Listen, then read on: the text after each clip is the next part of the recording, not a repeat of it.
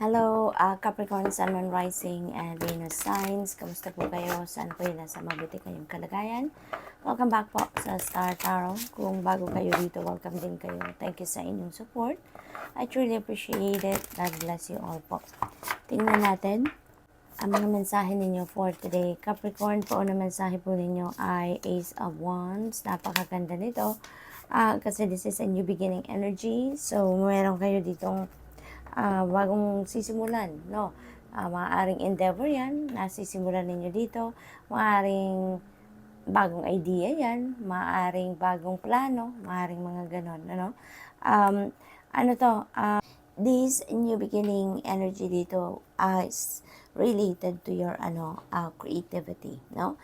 Maaaring yung bagong trabaho na yan, bagong opportunity na yan is related to your talents, no? Your creative prowess, maaaring ganun din. Same your ideas, no? If you're coming up with a new idea, no? That could be a creative idea dito, Capricorn, na that's going to emerge, no?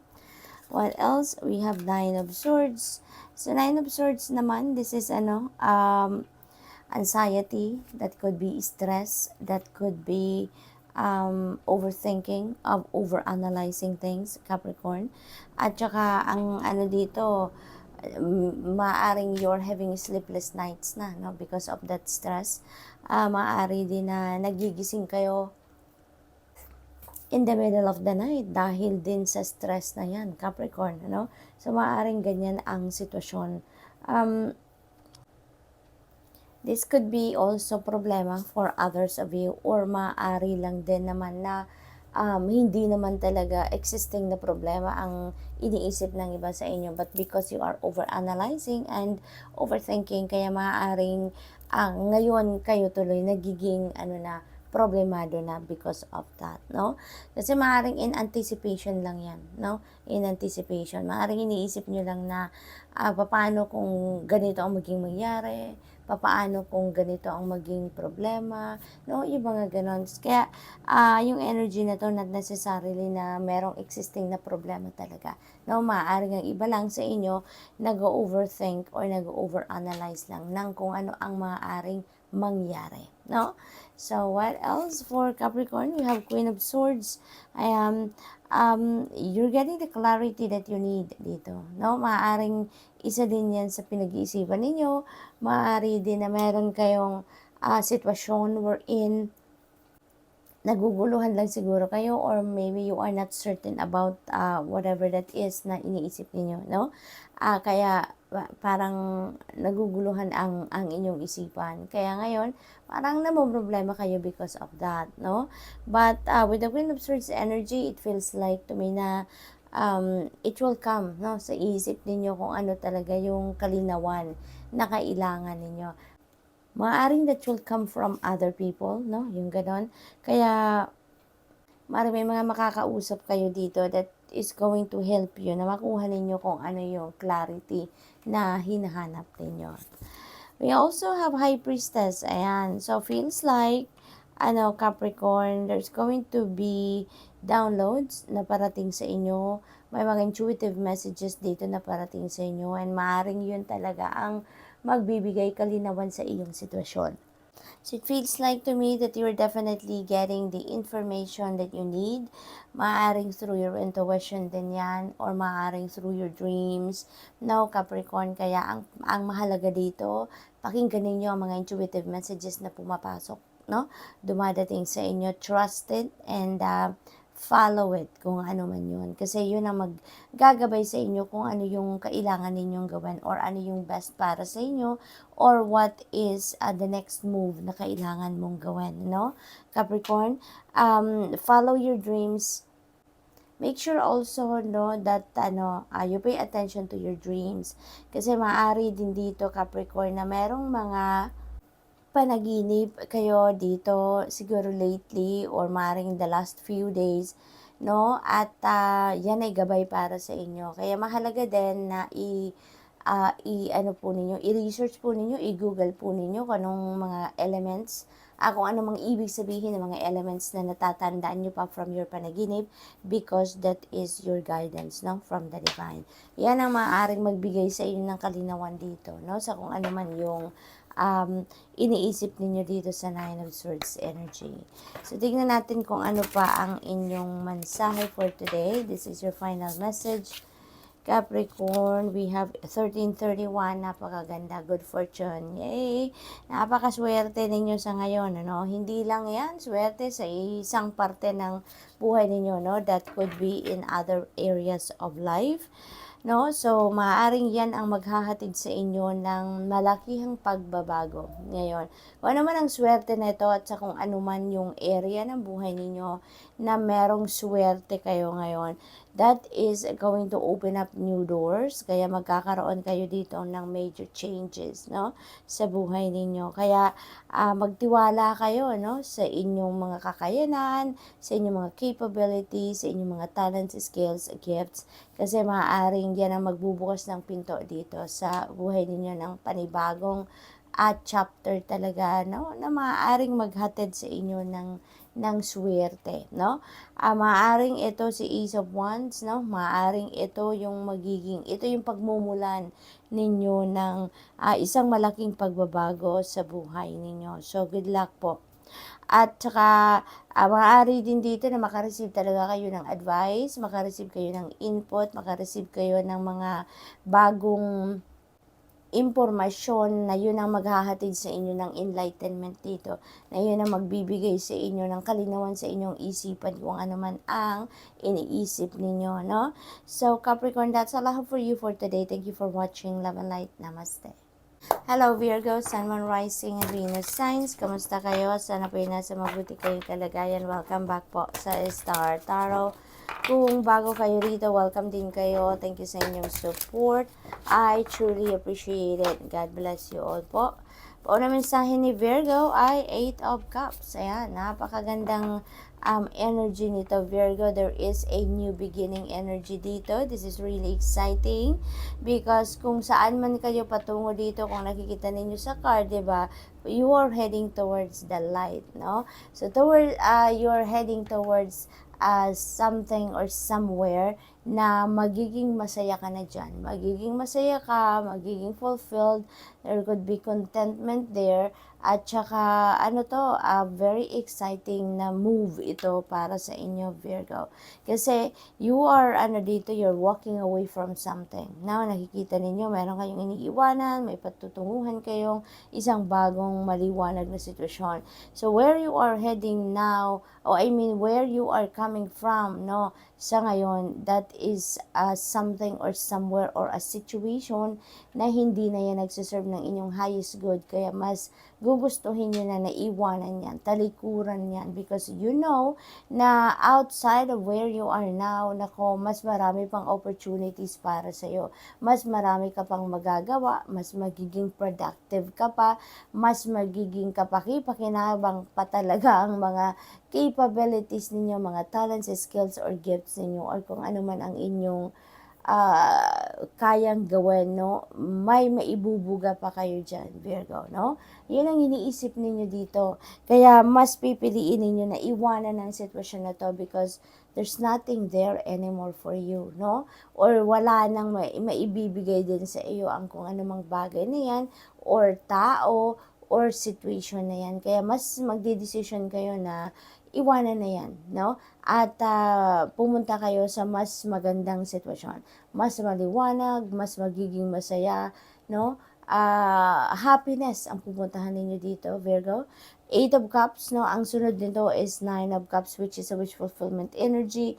Kaya maaaring you're heading towards happiness dito and getting what you want, no? Papunta kayo doon sa isang sitwasyon na doon ninyo makikita or makukuha kung ano talaga yung makakapagpasaya na sa'yo sa ngayon, ano? And that could be your wish or wishes, diba? So, what else? We have Ace of Wands. This is another new beginning energy, no? So, kung saan kayo patungo ngayon, Virgo, maaari talaga na mayroong mga opportunities dyan na iga-grab ninyo at magsisimula kayo ng bagong buhay, no? Maaaring meron din diyang mga bagong idea na mag-a-arise sa inyo, maaaring may mga bagong perspective, maaaring merong mga bagong talents kayong matututunan dito, no? Or ilalabas. Maaaring meron kayo dito mga bagong mahuhone, kumbaga, ng mga talents, skills, ganon. Or gifts, no, na madidiscover nyo na sa ngayon. Maaaring ganon. And yung mga opportunity na parating na to, maaaring yun ang ilalabas nun, kumbaga, kung ano ang inyong mga galing, kung ano yung mga talento ninyo, gifts ninyo, no? Virgo, so this is really a beautiful energy kasi may-aring this is where you are heading, no? Maaring ang direction ninyo ay patungo dito sa mga opportunities na to na sisimulan ninyo talaga. So what else, Virgo? We have to other world energy, there is ending and beginning din dito. So ay parang sama-sama sila, no? Kasi pag nagsisimula ka talaga, 'di ba? Ibig sabihin na meron kang tinapos, meron kang merong ending kang pinanggagalingan. Kaya papunta ka sa isang bagong sitwasyon. And with the world energy, meron ka din ditong tatapusin.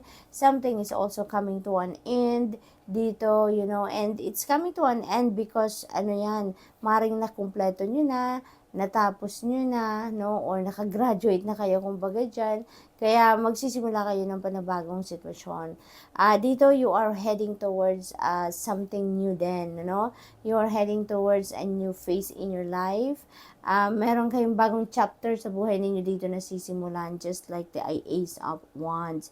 But dito sa world energy, magle-level up ka. Kung anong gagawin mo dito, leveling up ka dito sa kung ano man ang dati mo nang ginagawa, no?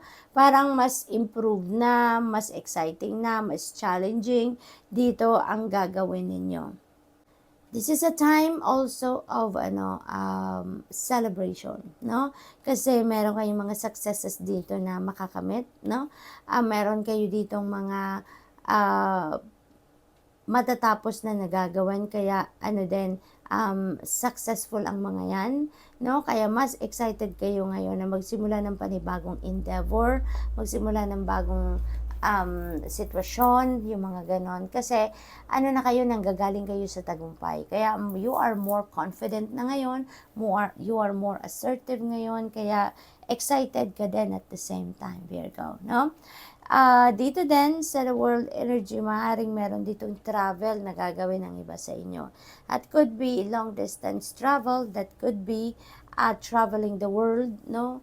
Maaaring meron ditong overseas o job opportunity na dadating sa inyo dito, kaya maaaring yun ang travel na gagawin ninyo because magtatrabaho kayo sa ibang bansa, or it could be migration, or maybe related sa studies din, or business, no? So, maaaring ganun ang ganap dyan. So, good luck po, Virgo. Maraming kaganapan sa buhay ninyo sa ngayon.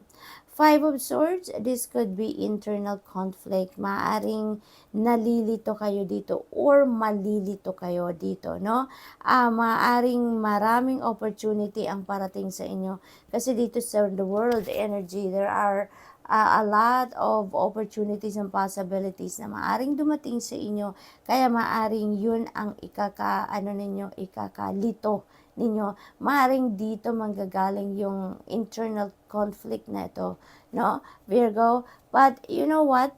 Makakatulong sa inyo dito, no, kung meron kayong kalituhan kung alin na yung kukunin ninyo, kung anong opportunity ang igagrab ninyo, para maiwasan ninyo yan, you know, or mas maging magaan ang pag-iisip ninyo. Ang gagawin na lang ninyo dito is mag-tune in kayo sa inyong intuition, dahil yung intuition ninyo will always lead you to the right direction, no? I-guide ka niyan sa tamang daan, sa tamang desisyon, sa tamang option, yung mga ganon. Kaya maiiwasan mo ang conflict niyan sa puso ninyo, sa isip ninyo, dahil tuturuan kayo, bibigyan kayo ng signal ng iyong intuition, no? So, tune into your intuition, yun ang pinakamahalaga. So, we have final message ninyo po, 0909, ayan. So, new beginnings, Hindi lang ito isang pagbabago, isang sisimulan ninyong sitwasyon, but maaaring marami kasi meron tayong new beginnings. So, ito tatlong cards na to, those are all new beginning energies. Kaya marami talaga, no, ang magsisimula dito ng bagong chapter sa buhay ninyo. New phase sa iba't ibang parte ng buhay ninyo ang gagawin ninyo. And there is accomplishment sa inyo dito, no? There is achievements dito. Kaya therefore there are also new beginnings talaga, hindi ba? Maaaring yan ang mga opportunities dito na papasok sa buhay ninyo that is going to bring forth more successes, no, sa buhay ninyo. So, look out for that opportunity kasi yung mga parating na yan na opportunities dito, Virgo, lalo-lalo na dito sa Ace of Wands energy, that could be a life-changing opportunity. Kaya be on the lookout for every opportunity na dadating sa inyo, no? At huwag kayong malito, no? Huwag kayong malito, pakinggan ninyo ang gabay ng iyong intuition, okay? So that's all I have for you for today. Thank you for watching. Love and light. Namaste. Hello, Taurus, Sun, Moon, Rising, and Venus signs. Kamusta kayo? Sana po nasa mabuti kayong kalagayan. Welcome back po sa Star Tarot. Kung bago kayo rito, welcome din kayo. Thank you sa inyong support. I truly appreciate it. God bless you all. Tingnan natin. Pauna mensahe ni Taurus ay Four of Wands, beautiful energy, Taurus. There is something dito that you are going to celebrate, no? Taurus, meron kayo dito mga okasyon na i-celebrate, meron kayo dito mga kaganapan sa buhay na ikakatuwa ninyo yung ganon. Maaaring ang iba sa inyo dito is going to travel, no?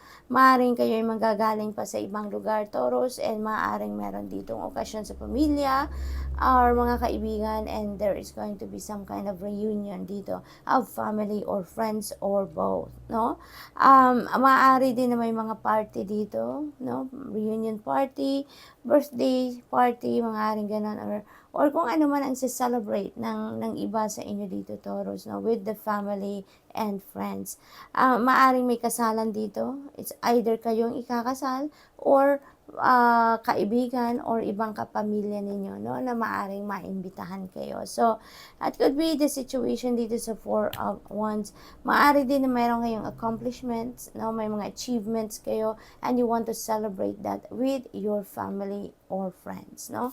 So, good luck po, Taurus. Pangalawa ninyong card dito ay Five of Swords. So, Five of Swords naman, this could be internal conflict, no? Taurus, maaaring meron kayo ditong decision making na gustong gawin or maaaring may iniisip kayo dito na gagawin and maaaring nalilito kayo, no? Maaaring nalilito kayo sa magiging decision ninyo. Maaaring yung gusto ninyo, yung iniisip ninyo, no, could be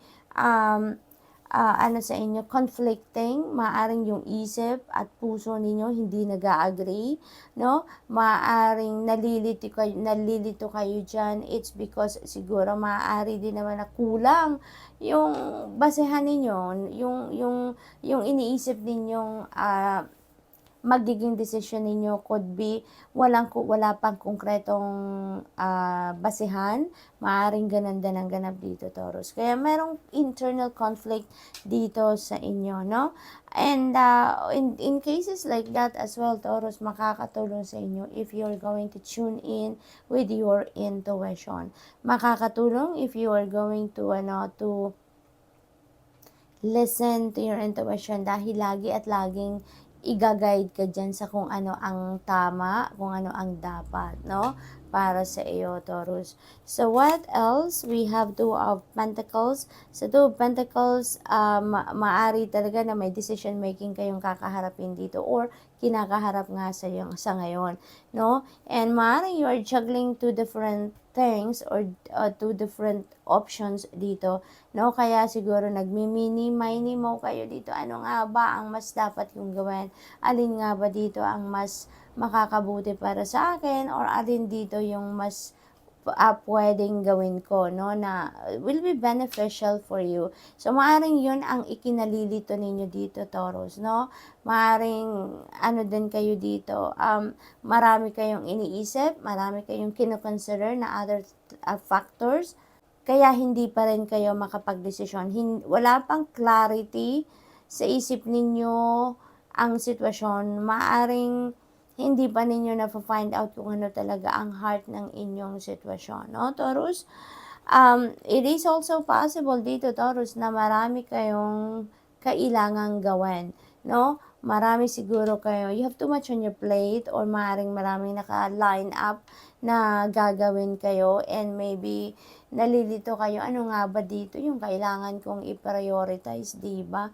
Ano nga ba dito ang kailangan kong gawin muna or uunahin ko, yung ganon, no, Taurus?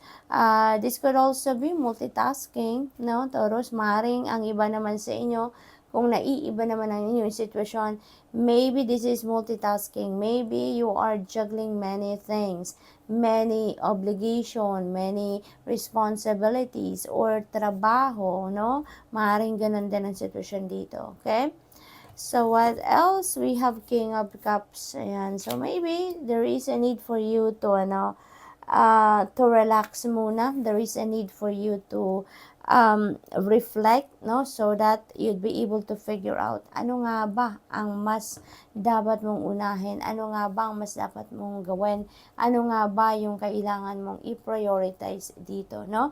So you may need to do some kind of reflection, mag-step back muna kayo from what is making you busy dito, at isipin muna ninyong mabuti, no? Kung ano ang mas uunahin ninyo, ano yung gagawin ninyo na una talaga, para din na mas maging successful, 'di ba? Kung ano yung mga plano ninyong gagawin dito, kung mapagpaplanuhan at papag-iisipan ninyo.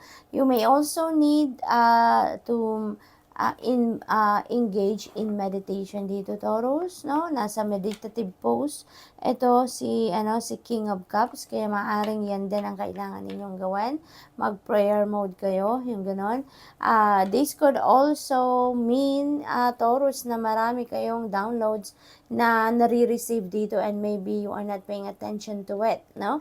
Maaring mga downloads na yan ay yun ang makakatulong sa iyo, yun ang gabay sa inyo ng Divine Universe on how you're going to navigate this pagkalito, pagja-juggle ng mga bagay-bagay. So maaring yan ang makakapagbigay sa inyo ng linaw kung ano nga ba ang dapat ninyong gawin, no? Or kung ano ang kailangan ninyong pagdesisyonan dito, na maaring kailangan ninyong unahin, no? With the King of Cups energy as well, nagsasabi din yan sa inyo na on point ngayon ang inyong intuition, on point dito ang inyong psychic abilities, kaya pay attention to your intuitive messages, guidance from the divine. Maybe you are also being sent signs, symbols, synchronicities dito, and those are all to guide you kung ano na ngayon ang kailangan ninyong gawin. Kaya ano yan sa inyo, heads up yan sa inyo na kailangan mong pakinggan, no, ang inyong intuition. Kasi yun ang magpapalinaw ng inyong isipan. Yun ang maggagabay sa inyo kung ano ang dapat ninyong gawin. Okay? Final message ni Taurus, it's up to you. Ayan, 10-10. It's up to you kung papakinggan ninyo ang intuition ninyo or not, 'di ba? It's up to you if you're going to follow what your intuition is telling you dito para sa pag-navigate ng inyong mga sitwasyon ngayon. It's all up to you, no?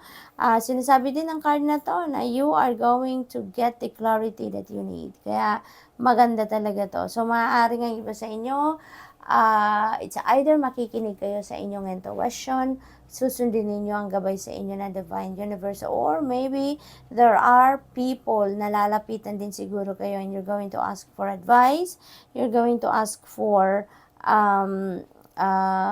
opinion nila, or kung ano ang guidance din na maibibigay nila sa inyo. So good luck, Taurus, and that's all I have for you for today. Thank you for watching. Love and light. Namaste.